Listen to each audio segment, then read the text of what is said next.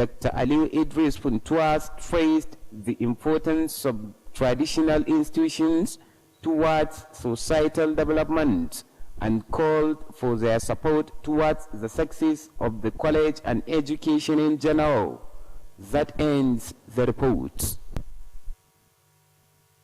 The Special Advisor to Governor Aminu Bello Masari on Employment Promotion, Alhaji Hussaini Adam Karadwa, has called on the state indigents shortlisted for the 2021 regular course in the Nigerian Navy to be good ambassadors of the state.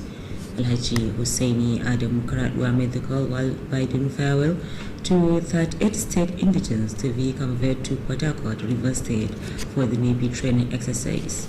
The Special Advisor congratulated them for being successful at various stages of the recruitment and charged them to be law-abiding and respect the rules and regulations of the Nigerian Navy during their training program. Alhaji Hussaini Adamu Karatwa appealed to the shortlisted candidates to intensify effort to make Katsina State proud at the end of their 7-month training exercise. The Special Advisor stressed the need for state indigents to intensify prayers for peace and stability in the state and the country for more development. Alhaji Hussaini Adamu Karatwa recalled that over 30 Katsina State indigents were graduated successfully during the previous recruitment exercise and commended the State Governor, Alhaji Aminu Bello Masari, for his support in that regard.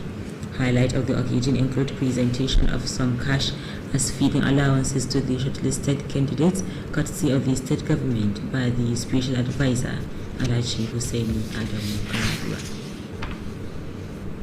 The Ministry of Humanitarian Services and Disaster Management, in collaboration with Office of the Social Safety Net Program and Katsina State Government, have organized a one-day sensitization workshop to major stakeholders on rapid response register across the state.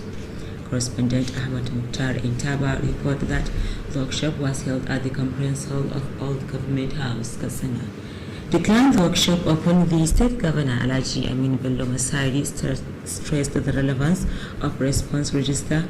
Governor Masari, represented by the Commissioner of Budget and Economic Planning, Alhaji Farooq Lawal Jubi, charged the trainees to make good use of what they will be taught during the training towards data collection for implementation of the program. He said the data to be collected will be used in selecting vulnerable people to benefit with the federal government social investment programs. Earlier, the state coordinator of the Social Safety Net Program, Alhaji Aliyu Isa Girka, said 12 local governments have been selected using the technology to be used for the implementation of the program across the 12 local government areas. He appealed to political, traditional and religious leaders as well as media to give maximum support to the program to achieve the desired objectives. The Nigeria Customs Service is assured to continue discharging its mandate in accordance with the provision of Nigerian Constitution. The State Area Controller of the Nigeria Customs Service, DC Alhawadachi, gave the assurance while briefing newsmen on the recent raid of a car selling company in Katsina. Details of the report are presented from our studio.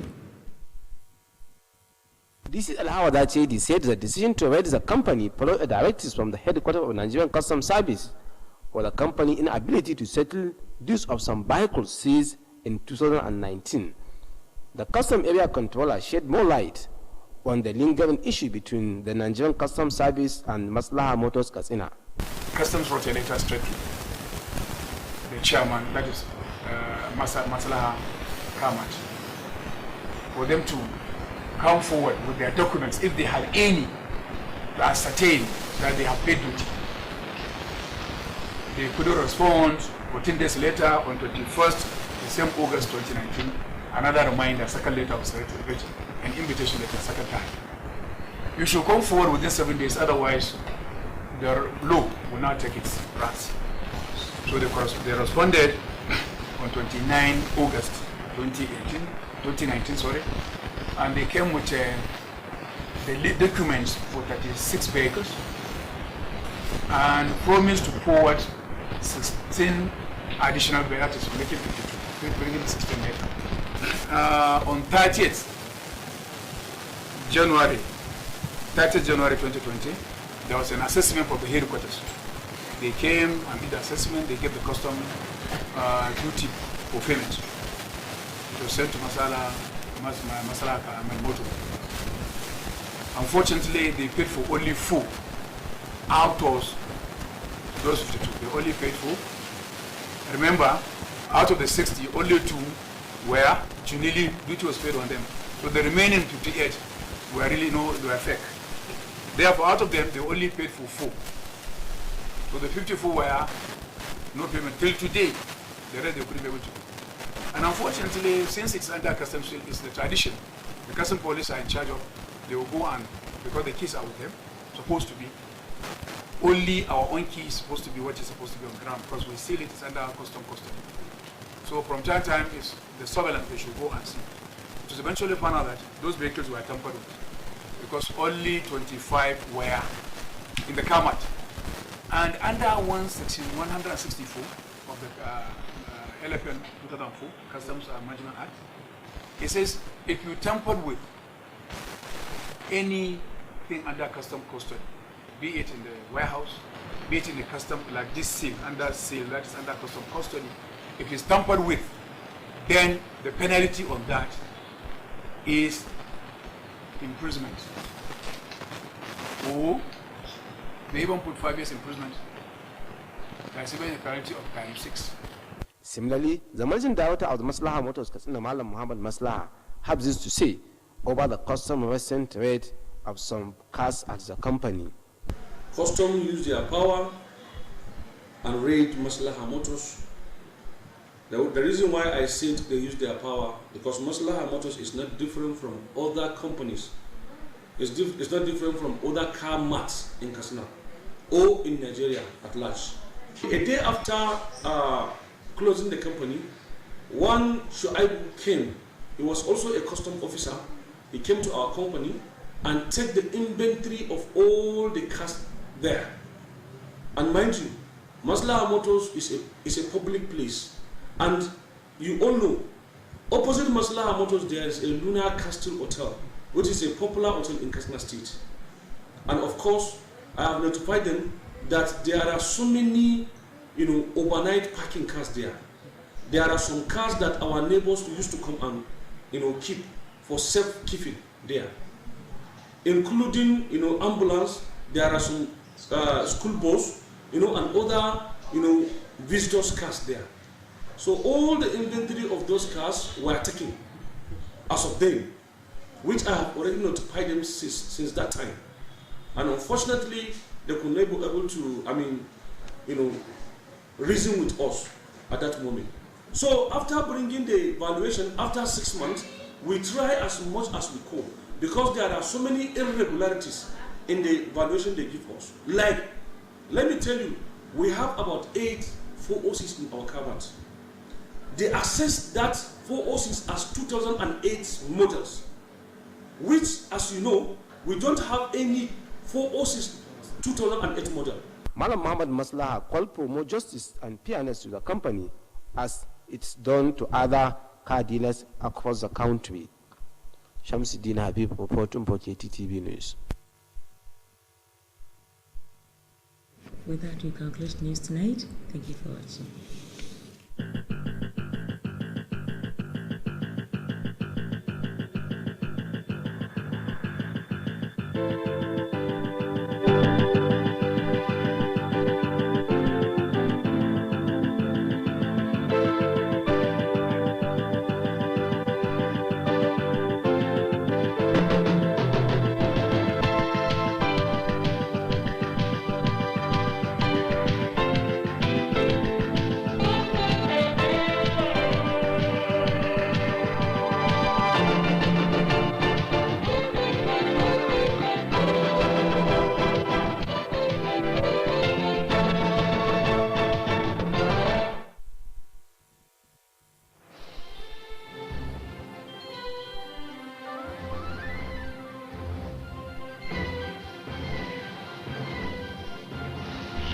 Watching Kttv, Katsina State Television. This is to inform the general public, especially parent guardian, that arrangement has been concluded to transfer student on exchange program back to their respective schools for 2020-2021 academic session second term. The resumption schedule is on Monday, 24th May 2021 for the following state: Adamawa, Bauchi, Benue, Gombe, Jigawa, Kaduna, Kano, Kebbi, Nasarawa, Niger, Plateau, Sokoto, Taraba, Yobe, Kwara. Some first resumption date to be communicated later. Therefore, parents are advised to take their children to Hasu Iro Inko College for WTC Kasna before 7:30 a.m. for the journey. Signed Njuma Suleiman, Public Relations Officer for Honorable Commissioner.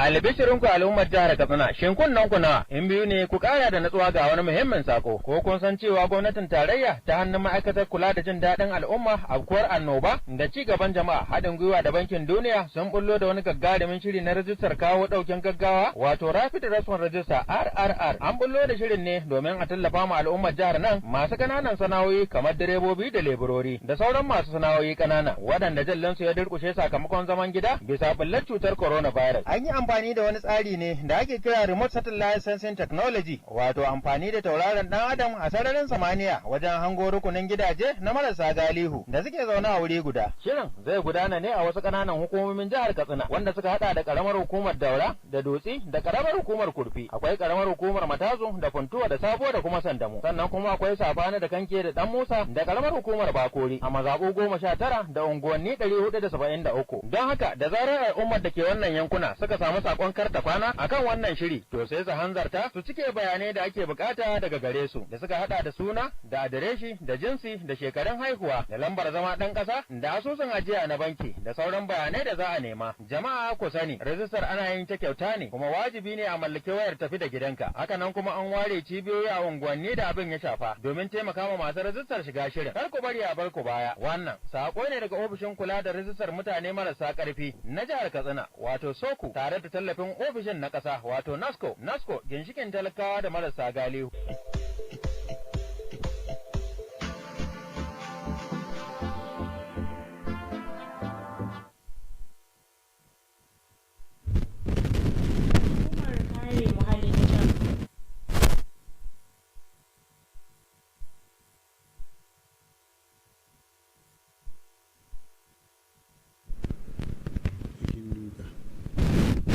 Hukumar kare muhalli ta jihar Katsina na sanar da daukacin jama'ar da suka samu shagunan hukumar a duk fadin jihar nan waɗanda ba su fara amfani da su ba da su buɗe su fara harkar kasuwancin su daga yau zuwa ranar 30 ga watan Yunin shekarar 2021, wanda kuma ba yakan ba kuma za ta karbe ta ba waɗanda za su yi amfani da su. Da fatan da abin ya shafa za su bi wannan doka. Sanarwa daga Alhaji Isa Sa'idu Barda, shugaban hukumar.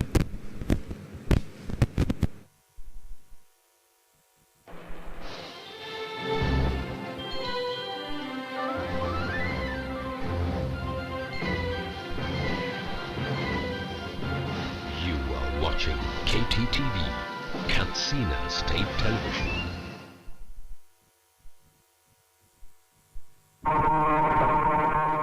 A labaran na daren yau, gwamna Aminu Bello Masari ya rantsar da sabbin manyan sakatarori.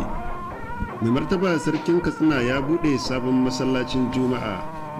Wani malamin addinin Islama ya jaddada muhimmancin azumin shidda na watan Shawwal.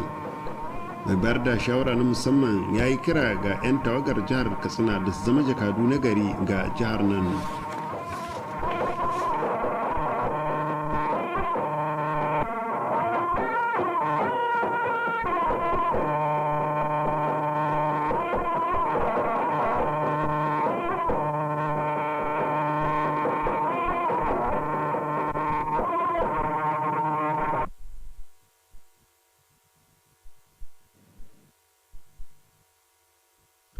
Masu kallon gidan talabijin na jihar Katsina, assalamu alaikum, barkanmu da dare ga kuma fassarar labaran wanda ni Dahiru Abba zan karanto.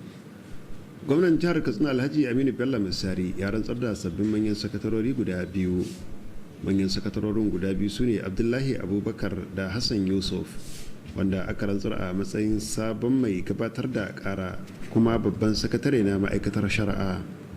Wakilinmu a gidan gwamnati Sufiyanu Musa ya bamu rahoton cewa bikin wanda ya gudana a gidan gwamnati ya samu halartar ma'aikatan gwamnati, iyalai da kuma masu fatan alheri ga sabbin waɗanda aka nada.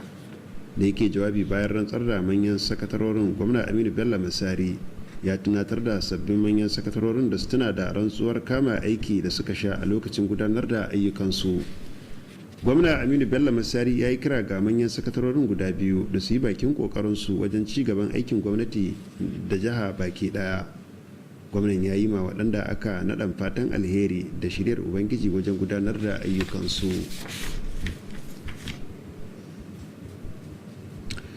A wani labarin kuma, gwamna Aminu Bello Masari ya kaddamar da kwamiti mai mambobi 21 domin rarraba tallafi da kuma shaguna ga waɗanda ibtila'in gobara ya shafa a babbar kasuwar Katsina. Kwamitin, wanda ke karkashin jagorancin kwamishinan shari'a na jihar Barista Ahmad Usman El Marzuk, ya hada da kwamishinonin ma'aikatar ayyuka da kuma na wasanni da walwalar jama'a a matsayin mambobi. Wakilinmu a gidan gwamnati Sufiyanu Musa na dauke da ci gaban rahoton. Mambobin kwamitin haka zalika sun hada da masu ba gwamnati shara na musamman guda 3 da suka hada da na bunkasa cigaban harkokin kasuwanni Alhaji Abubakar Yusuf, da na wuta da makamashi injiniya Mansur Musa Bakori, da kuma na bunkasa cigaban rayuwar al'umma Alhaji Muhammad Lawal Aliyu Daura, da wakilai daga kungiyar 'yan jarida ta kasar reshen jihar Katsina, da kuma na kungiyoyin sa kai da jami'an 'yan sanda da jami'an tsaro na farin kaya da civil defense, da kuma na kungiyar kwadugu. Haka zalika akwai babban sakatare na ma'aikatar ayyuka ta jiha da kuma dan majalisar dokoki na jiha mai wakiltar karamar hukumar Kaita, da general manager da hukumar ke tsara birane ta jiha, da kuma shugaban 'yan kasuwa na jihar Katsina, da kuma shugaban 'yan kasuwa na babbar kasuwar jihar Katsina, da kuma wakilai na bangaren mata. Haka zalika a cikin wannan kwamiti akwai shugaban kungiyar Munazzamatul Fitiyanul Islam na jiha Sheikh Ishaq Nuhu Batagarawa, da wakili daga kungiyar Jama'atul Izalatul Bid'a wa Iqamatus Sunna reshen jihar Katsina Malam Muhammad Aliyu Baba, a yayin da wakili daga ofishin gwamna zai kasance a matsayin sakataren wannan kungiya. Da yake jawabi a lokacin wannan biki, gwamna Aminu Bello Masari ya zaino wasu daga cikin ayyuka da aka dora wa wannan kwamiti da suka hada da yin aiki domin tantance yasan bannan da aka samu sakamakon wannan gobara ga wanda abin ta shafa, da ya kai kashi 40 ga dukkaninsu daidai da tsari na gwamnati. Sauran ayyukan kwamitin sun hada da kwamitin an dora masa alhakin yin kididdiga kan gudunmuwa da aka samu daga bangaren gwamnatin jiha da kuma ma'aikata, da kuma tantance adadin kudaden da kuma adadin yadda za a ba da kudaden ga duk ɗan kasuwar da wannan abin ya shafa da dai sauransu. Gwamna Aminu Bello Masari ya bayyana cewa duk masu shagunan da suka kone kuma suke da muradin sake gina shagunan na yin haka, amma su san da cewa za su cika duk sharaɗin da gwamnati ta gindaya akan tsarin jadawalin irin shagunan da take so a gina a cikin kasuwar.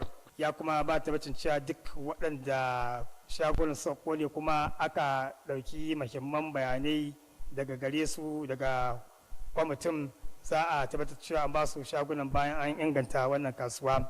Gwamna Aminu Bello Masari ya bayyana cewa a halin yanzu an samu kuɗi sama da naira miliyan 156 a matsayin gudunmuwa, wanda a halin yanzu waɗannan kuɗaɗe suna cikin asusun ajiya na babbar kasuwar garin Katsina. Daga gidan gwamnati Sufiyanu Musa Tudun iya ɗauki da rahoton. Gwamnan jihar Katsina Alhaji Aminu Bello Masari ya halarci bikin bude sabon masallacin Juma'a a rukunin gidaje na Sarki Muhammad Kabir Uthman da ke nan cikin birnin Katsina. Mai martaba Sarkin Katsina Alhaji Abdulmumin Kabir Uthman ne ya bude sabon masallacin, wanda aka sanya mu suna Bara'u Ibn Azizi. Wakilinmu a gidan gwamnati Sufiyanu Musa ya ba mu rahoton cewa mai martaba sarkin ya kuma nada Dr. Jabir Musa a matsayin babban limamin masallacin, ga kuma rahoton da ya hada mana. Da yake jawabi a lokacin bikin bude masallacin, mai martaba sarkin Katsina Alhaji Abdulmumin Kabir Usman ya yaba da kokarin dukkanin waɗanda suka ba da goyon baya da gudunmawa domin ganin an gina wannan sabon masallacin. Alhaji Abdulmumin Kabir Usman ya yi kira ga dukkanin waɗanda aka rataya alhakin kula da wannan masallaci da su iya bakin kokarin su domin ganin cewa an inganta kuma gami da kula da masallacin yadda ya kamata. Mai martaba sarkin haka zalika ya kira ga mambobin kwamitin wannan sabon masallaci da kada su yi kasa a gwiwa wajen bunƙasa koyarwa ta addinin Islama wadda ko shakka babu za ta taimaka wajen cusa kyawun ɗabi'u ga matasa da ke cikin wannan unguwa, wanda hakan kuma zai kawo gagarumin ci gaba ga mazauna da ke cikin rukunin wannan gidaje. Da yake nasa jawabin shugaban ƙungiyar Jama'atul Izalatul Bid'a wai kamata sunna reshen jihar Katsina Sheikh Yakubu Musa Hassan ya lura da cewa gina wannan sabon masallacin zai kawo sauki bisa ga wahalhalun da mazauna wannan unguwa ke fuskanta na ganin sai sun je wurare masu nisa domin su yi sallar juma'a. Sheikh Yakubu Musa Hassan wanda ya jawabi mai tsawo kan fa'idar cusa kyawun halayya bisa ga koyarwar Annabi Muhammad sallallahu alaihi wasallam, daga nan kuma ya yi roƙo ga limamai guda 3 da aka nada a wannan masallacin da su rike amana da aka dora masu domin samun nasarar da ake bukata.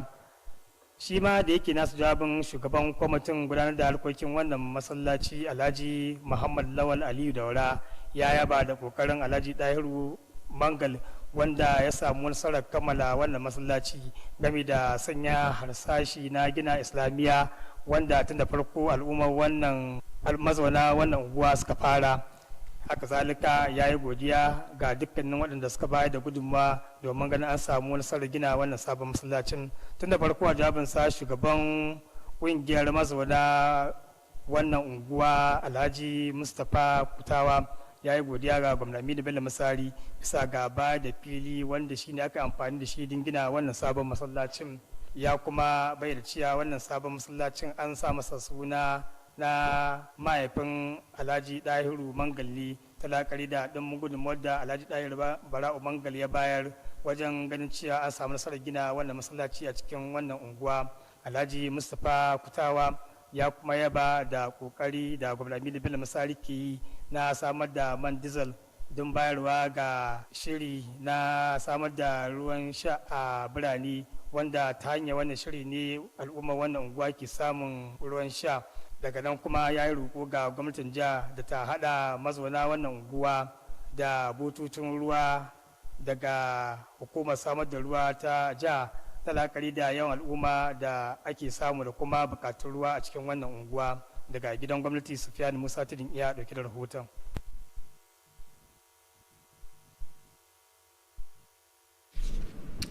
An yi kira ga al'ummar musulmi da su rubanya kwazonsu wajen yada addinin Islama domin samun dimbin lada daga Allah maɗaukakin sarki.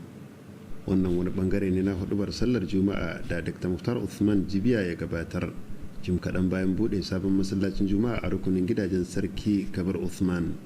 Wakilinmu Shamsuddin Habib na ɗauke da ci gaban rahoton. Babban limamin ya magana akan muhimmancin gina masallaci ga cigaban addinin Islama, da haka sai kira ga al'umma musulmi su zage damtse wajen yada abubuwan da suka shafi fitowar addinin Islama domin rabauta daga Allah subhanahu wataala. Dr. Muktar Usman Jibi ya da bukatar da ke akwai musulmai da su ci gaba da bayar da dukiyarsu domin ci da harkokin addinin Islama a gaba, wanda hakan zai ba da gagarumar gudunmawa wajen samun rabauta daga Allah subhanahu wataala a ranar gobe kiyama. Babban limamin ya kuma kira ga al'umma musulmi da su tsage kaimi wajen gina masallatai, wanda hakan na da gagarumar lada daga Allah subhanahu wataala, wanda hakan zai taimaka matuƙa gaya ga al'ummar musulmi su samu rabauta wajen Allah subhanahu wataala. Dr. Muktar Usman Jibiya ya jawo ayyuka cikin alƙur'ani mai girma da kuma hadisan manzon tsira Annabi Muhammad sallallahu alaihi wasallam akan yin dimbin lada da Allah subhanahu wataala tare da akan dukkanin musulmi da gina masallaci saboda Allah da kuma neman yardar shi.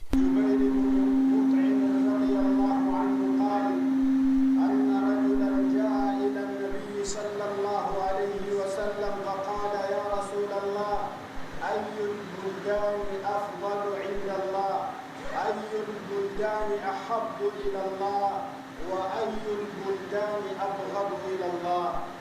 A bangare biyu na hudu babban limamin ya yi kira ga al'ummar musulmi da su kasance masu son junansu tare da kasancewa masu kyakkyawar ɗabi'u tare da bin dokoki akan koyarwar manzon tsira Annabi Muhammad sallallahu alaihi wasallam.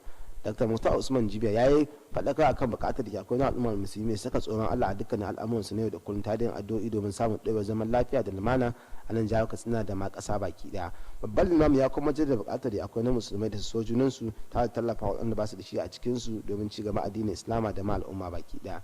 Jim kaɗan bayan kammala hudu babban limamin ya jagoranci ɗuwar musulmai domin gabatar da raka'o'i na sallar juma'a.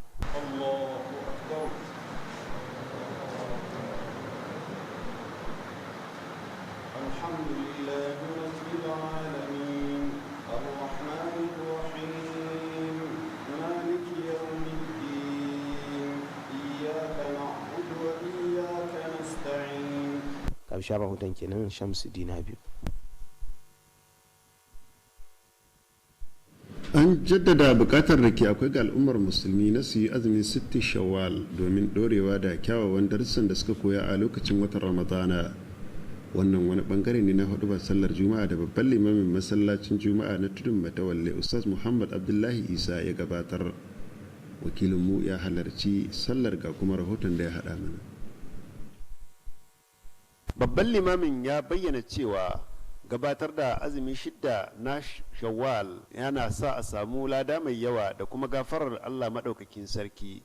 Ustaz Muhammadu Abdullahi ya jaddada bukatar da ke akwai ga al'ummar musulmi na su tabbatar cewa sun ɗore da abin da suka koya a lokacin watan Ramadana ta hanyar ƙara ƙaimi wajen bauta ma Allah maɗaukakin sarki. Babban limamin ya yi bayani akan irin ɗimbin ladar da Allah ya tattala ga dukkan wanda ya yi azumin shawwal guda 6.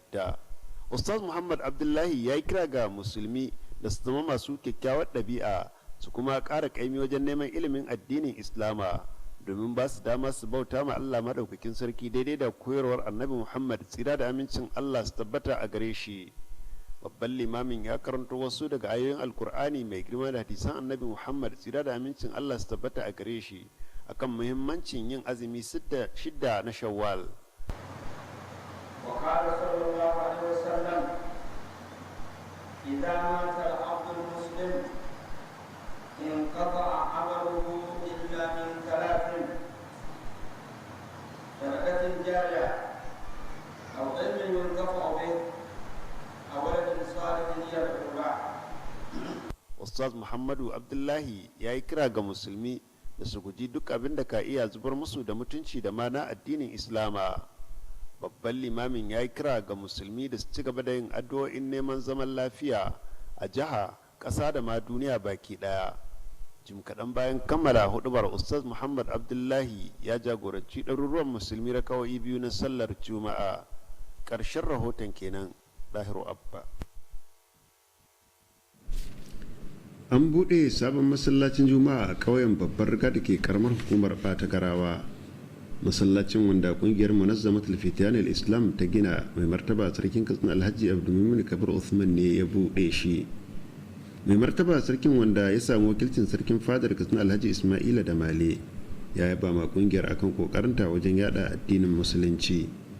Alhaji Abdulmumin Kabir Uthman ya yi kira ga jama'a da su kara kaimi wajen neman ilimin addinin Islama su kuma tabbatar da tarbiyyar 'ya'yansu domin ci gaban al'umma baki daya.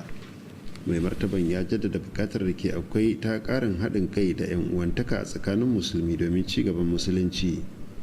A lokacin taron wasu malamai kamar Malam Ibrahim Idris Gora da Malam Labaran Saulawa sun yi wa'azi akan muhimmancin gina masallaci da kuma bukatar da ke akwai ga musulmi na su tabbatar sun kula da masallacin yadda ya kamata. Daga cin ƙauyen Jino, Malam Magaji Jino ya bayyana godiya ga ƙungiyar Munazzamatul Fitiyanul Islami akan kokarinta wajen ci gaban musulunci. Abubuwan da suka gudana a lokacin taron sun hada da nada sabon limamin masallacin wanda wakilin mai martaba sarkin ya yi da kuma gabatar da raka'o'i 2 na sallar Juma'a. Mai martaba sarkin Daura Alhaji Umar Faruk Umar ya bayar da tabbacin goyon baya ga kowane irin shiri da ke da manufar inganta ilimi.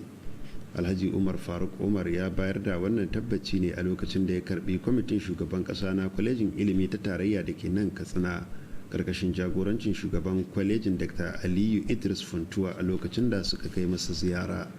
Wakilin mu Shamsuddin Habib na dauke da ci gaban rahoton.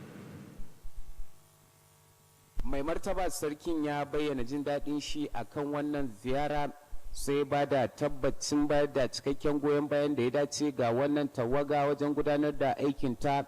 Alhaji Faruk Umar Faruk ya bayyana jin daɗi akan irin rawar da hukumar gudanarwar wannan kwaleji ta ilimi ta Katsina ke takawa ta fuskar tabbatar da samar da nagartaccen ilimi a jihar nan. Mai martaba sarkin ya bayyana wannan ziyara ta wannan tawaga ta shugaban ƙasa a matsayin abin da ya dace, sai ya ba wa shugaban ƙasa Muhammadu Buhari akan irin ƙoƙarin da yake ta fuskar kawo ci gaban ilimi. Alhaji Faruk Umar Faruk ya bayyana jin daɗin shi akan irin mutanen da suke cikin wannan tawaga, sai ya kira a gare su akan su ji tsoron Allah subhanahu wata'ala wajen gudanar da aikin su domin kwalliya ta biya kuɗin sabulu. Tun da farko jagoran wannan tawaga Farfesa Joy Osu ya bayyana cewa shugaban ƙasa Muhammadu Buhari ne ya ɗora musu wannan alhaki domin gano yadda ake tafiyar da kwalejin ilimi ta gwamnatin tarayya da ke nan Katsina a shekaru 5 da suka gabata. Farfesa Joy Osu ya yi roƙon goyon baya da tallafin masu riƙe da sarautun gargajiya da sauran masu ruwa da tsaki domin tabbatar da sun samu nasarar gudanar da aikin da aka ɗora masu. Shugaban kwalejin ilimi ta gwamnatin tarayya da ke nan Katsina Dr. Aliyu Idris Funtuwa, wanda ya jagoranci wannan tawaga, ya faɗa wa uban ƙasar cewa wannan tawaga ta zo kwalejin ne domin gudanar da bincike akan yadda ake tafiyar da harkoki da kuma shugabancin kwalejin kamar yadda yake tsare a kowace shekara 5 akan gudanar da irin wannan aiki. Dr. Aliyu Idris Funtuwa ya jaddada muhimmancin masu riƙe da sarautu ta fuskar kawo ci gaban al'umma, sai kira gare su akan kada su gajiya wajen ci gaba da bayar da gudunmuwarsu ga samun nasarar kwalejin da kuma ilimi baki ɗaya. Ƙarshen rahoton kenan. Mai baiwa gwamna shawara na musamman akan samar da ayyukan yi Alhaji Husaini Adamu Karaduwa ya yi kira ga 'yan asalin jihar nan da aka fitar da sunayensu a wani kwas na shekara ta 2021 na jami'an sojan ruwa da su zama jakadu na gari ga jihar nan. Alhaji Husaini Adamu Karaduwa ya yi wannan kiran a lokacin da yake ban kwana da 'yan asalin jihar nan su 38 da za a kai Fatakwal ta jihar Rivers domin horon aikin sojan ruwa. Mai bayar da shawarar na musamman ya taya su murnar samun nasarar haye matakai daban-daban, sannan ya yi kira a gare su da su zama masu bin doka su kuma girmama dokoki da ka'idojin sojan ruwa a lokacin shirin horarwar. Alhaji Hussaini Adamu Karaduwa ya yi roƙo ga waɗanda aka lika sunayensu da su ƙara ƙaimi domin sanya jihar Katsina ta yi alfahari da su a ƙarshen horon da za a yi masu na watanni 7.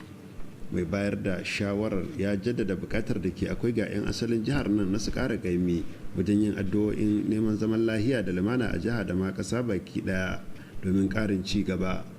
Alhaji Hussaini Adamu Karaduwa ya bayyana cewa 'yan asalin jihar nan sama da 30 ne suka kammala karatunsu a shirin ɗaukar jami'an sojin da ya gabata, sannan ya yaba ma gwamnan jiha Alhaji Aminu Bello Musari akan goyon bayansa ta wannan bangare.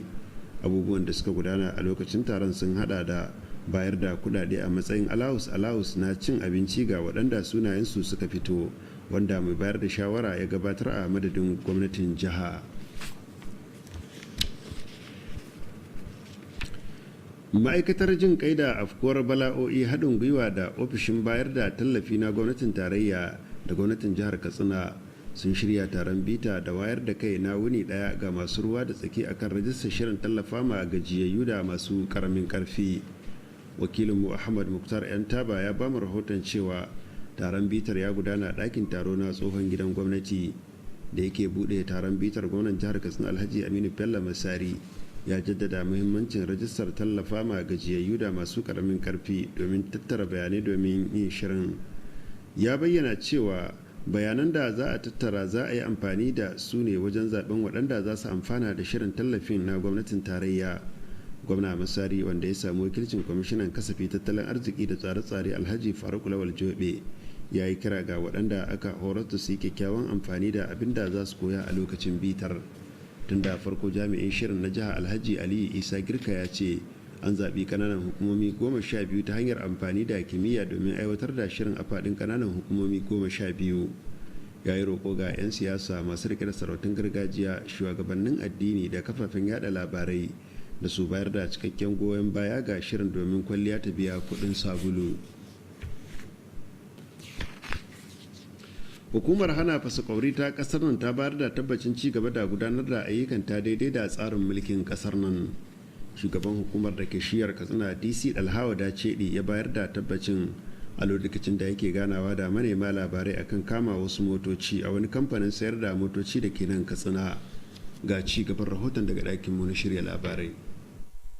DC Dalhawa da Cedi ya bayyana cewa wannan samame da suka kai a wannan kamfani na mota ya biyo bayan umarni da suka samu daga hedikwatar wannan hukuma akan wannan kamfani na yin biyan wasu kuɗaɗe na harajin motoci da ya shigo da su ba kan ka'ida ba tun a shekara ta 2019.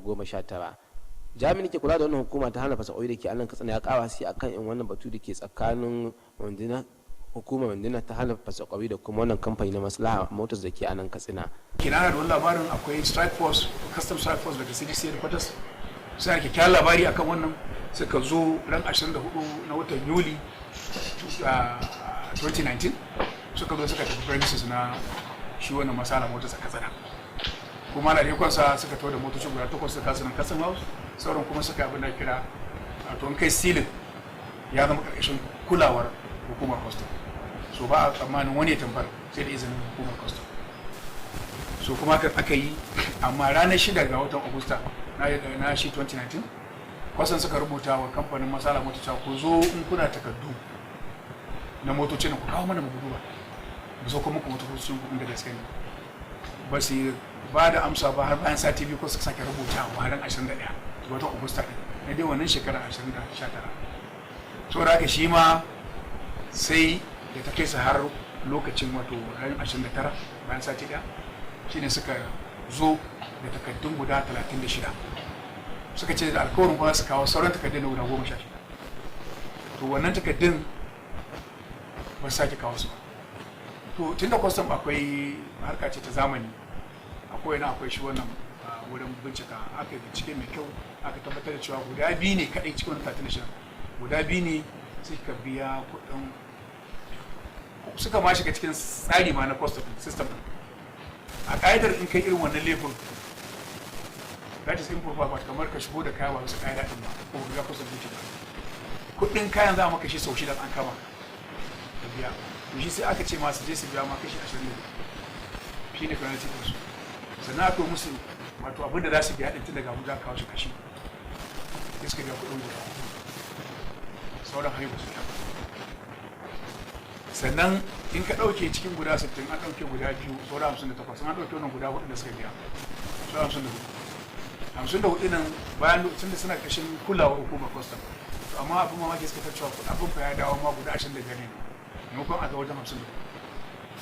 To shi kuma akwai a cikin dokar akwai saki layi na 164 da yake cewa in ka taɓa kayan da ke ƙarƙashin kulawar custom ko a cikin wahalar ne ko a cikin abin da ta misali custody nata, in dai yana karkashin kulawar ta ka taba ba da izini ba, to ka kai da wannan dokar ta 164 kuma akwai hukuncin shekara 5 na kotu.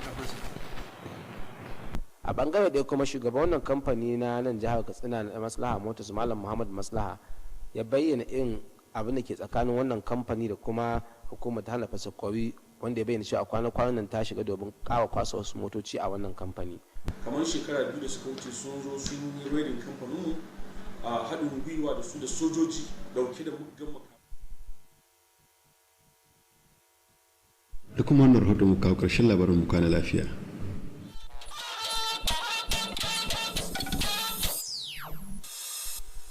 Nigerian Air Force aircraft crashes near Kaduna Airport. Chief of Army Staff fed among those on board. We are at yet another defining moment in history, the age of technology, where once the dissemination of news was the preserve of states and corporations, the information revolution has completely democratized the media environment. Outpour of eulogies for fallen media icons, Vice President Oshibaja urges practitioners to follow in their footsteps for national development. No plans to increase fuel price in June, says Minister of State for Petroleum. The essence of my being in politics is to bring value to my people and bring value to the country and to humanity. Plus, Governor Ayade gives reason for his defection to the ruling APC. Good evening, this is NTA Network News. I am Jumwa Yusuf. We are live in Abuja. Adiola Kami Akere joins me from Lagos. Now let's get the details. The Nigerian Air Force says one of its aircraft crashed near Kaduna International Airport this evening. A statement by the NAF Directorate of Public Relations and Information says the immediate cause of the crash is still being ascertained. Vice President Professor Yemi Oshiba. Okay, I beg your pardon. Let's now join Suleiman Abdullahi Rigachuku in Kaduna for an update on the crash. Abdullahi, Suleiman, can you hear me? Yes, I can hear you, Jumai. Welcome to Kaduna. Just you rightly mentioned at the beginning of the news, the NAF has already released information that there was plane crash in Kaduna involving senior military officers. That's the news making the rounds in Kaduna City. Also in some sections of the media, especially the social media, that there was a plane crash near Kaduna International Airport involving senior military officers. The speculation suggests that Chief of the Army Staff is among them, but we are yet to get confirmation as regards who is involved in the plane crash. But this is not the first time Nigeria is experiencing plane crash. You can remember in 1992, NAF Lockheed C-130H crashed 3 minutes after takeoff from Lagos, involving about 158 people confirmed deaths, and also including 8 foreign nationals. And also in January 25th, 2015, there was another plane crash involving Rainbow CH-3 UCAV, which also crashed upside down near the village in Mafa, Borno State. This is in continuation of the battle against the dreaded Boko Haram. And also on 28, 2018, there was another fatal air collision involving 2 F-7 aircraft which occurred during formation exercise. This and other plane crashes, and the one that occurred in 2011 involving the former Kaduna State Governor in the person of late Patrick Ibrahim Yakowa, that was in the creeks along the Niger Delta area, and also the former Chief of Defense Staff. So this is one of the many, but since we are yet to get confirmation of who is involved, we will keep track of the situation as Suleiman, the social media is agog with details of what happened. As you're there now in Kaduna, what is the ambience in Kaduna, and is there any details of survivors? Actually, there is no any detail of survivors, and the situation in Kaduna is that of talking about the incident because it happened around, according to information we received, it happened around that kind of 7 o'clock, and at that time the mood, the weather is rainy because rain was really falling, and wherever we move to, people can be seen in various points talking about this, because the Chief of Army himself is a Kaduna guy, and he has so many friends and relations. So people are talking about the ambience is really somber, and people are really feeling the effect of exactly, Suleiman. The feeling around even Abuja is a feeling of mourning, and I'm sure that you bring up to speed with the details of the crash as you get it, as it comes in, and NTA will be there to bring our viewers up to speed as the event unfolds. Thank you so much, Suleiman. Thank you very much. Thank you. Now, Vice President Yemi Osinbajo has urged media practitioners to emulate the exemplary leadership qualities of past media icons and contribute immensely to national development, particularly in tackling insecurity challenges. The Vice President Yemi Osinbajo stated this while speaking at an afternoon of tribute to media icons held in Lagos. Kainde Adebisi reports. It was a roll call of who and who in the fourth estate of the realm, and their presence here is to pay glowing tribute to the founding fathers of media practice in the country. Vice President Yemi Osinbajo, who went down memory lane, highlighted the role of the media from pre-colonial era to modern-day Nigeria. He noted that the media has been instrumental to shaping the cause of the country for national development. Professor Yemi Osinbajo, however, called on media practitioners to use their medium to build bridges of unity in the country's sojourn to greatness. You have the power to elevate public debate in a way that no other institution can.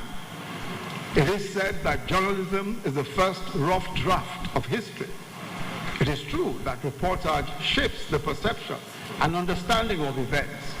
It shapes memories. And because of all of this, it can influence behavior for good or for ill. There are arguably no bigger influencers than those who report and interpret the world to us. This is considerable power, and it comes with responsibility. And I emphasize this because we are at yet another defining moment in history, the age of technology, where once the dissemination of news was the preserve of states and corporations, the information revolution has completely democratized the media environment. Others who spoke described the late media icons being celebrated as embodiment of professionalism and patriotism. His unique quality of hard-nosed disposition against ineptitude, corruption, and bootlicking stood him out from the crowd. He was also a columnist, John West, in the Tribune. So he was one and the same and everything that Tribune is. These 9 men have lived an eventful and impactful life. There are traces of them everywhere.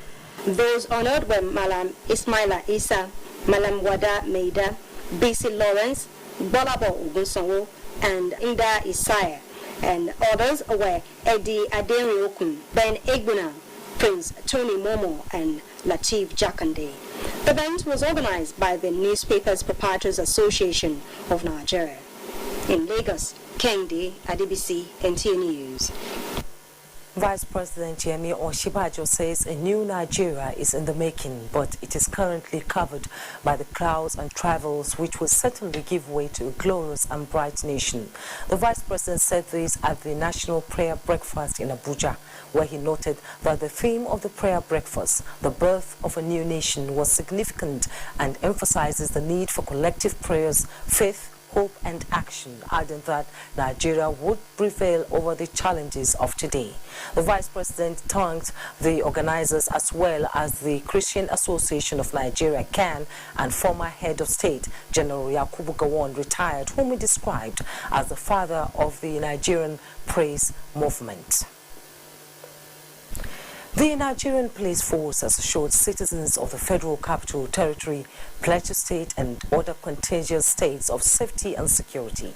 A statement by the Force Relations Officer Frank Mba says assurance is coming on the heels of the unintended viral spread of an internal directive issued to the commissioners of police in Plateau State and FCT commands to forestall any likelihood of attack or breach of security by organized criminal elements in their areas of responsibility.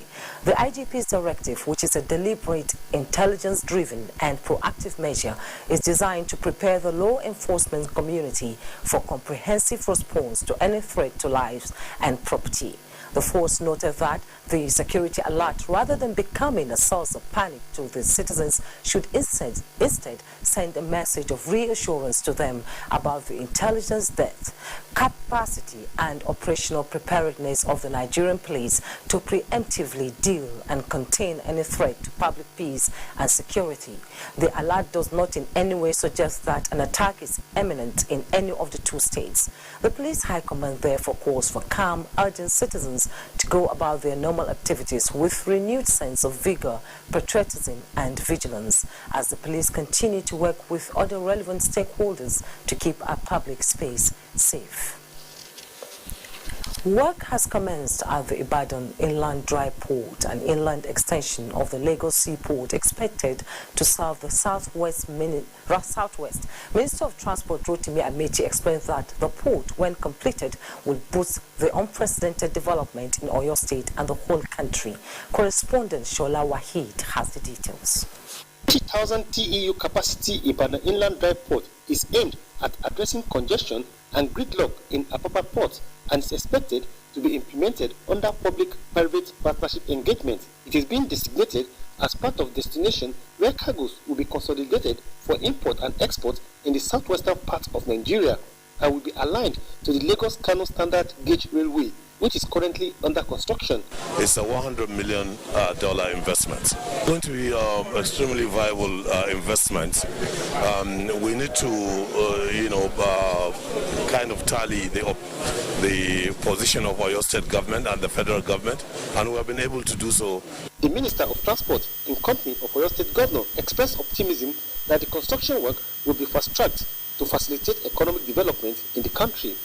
We discussed a few details, of who is supposed to do what and things like that. And I think we are on the same page. The federal government had instructed us that to make sure that there are Nigerian investors in that project. We don't want to leave the Chinese alone, because at the end of the day, there will be profit. Nigerians should be able to make profit out of it. So thank God he says he wants to take some percentage. We'll discuss with the Chinese, we'll discuss with the ICRC, and we're willing for more private investors. Earlier, the minister had paid a courtesy visit on Oyo State Governor Seyi Makinde towards the need for the federal and state government to synergize for effective development. In Ibadan, Shola Wahid, NTA News. Still on infrastructural development, the Ministry of Niger Delta Affairs says it will meet up with the first quarter 2022 deadline for the completion of the Section 1 to 4 dualization of the East-West Highway project. Minister of State Niger Delta Affairs Senator Donald Omar Tayo Ala Soadura stated this while inspecting the road project in River State. Dianikume Ulolo reports. Eme Junction, One, and Aoda Kayama axis of the East-West Road are very critical to the nation's economy, given the presence of the nation refineries, a petrochemical plant, One seaport alongside other multinationals. The inspection by the Minister of State, Niger Delta Affairs, on the road is to ascertain the level of work achieved so far. The minister equally inspected the Apajo Junction with respect to the proposed flyover bridge and the damaged Aleto Bridge to be replaced with 2 new longer bridges. I am sure if work is not done here within a very short period of time, the whole bridge might collapse. And if it collapses, it's going to cut the state into 2.